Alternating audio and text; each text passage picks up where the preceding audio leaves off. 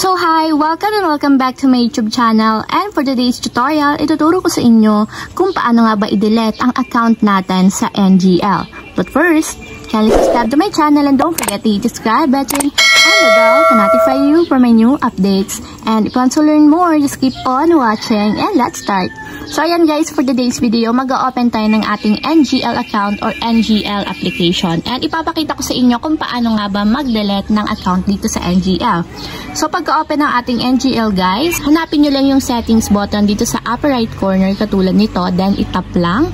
Then after nyan may magpa-pop up na option. So itatap natin dito is yung settings. Then dito sa settings guys, i-scroll up nyo lang and makikita nyo na dito sa baba yung delete account.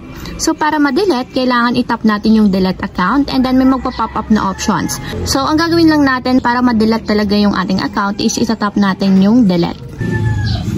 And ayan guys, kung makikita nyo, nagbalik tayo sa get started ng NGL. And ibig sabihin, na-delete na talaga yung account natin sa NGL kasi nag-restart na siya.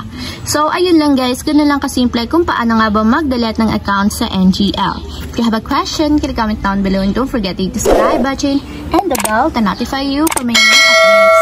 And thank you for watching! Living life, every day, late at night, not okay.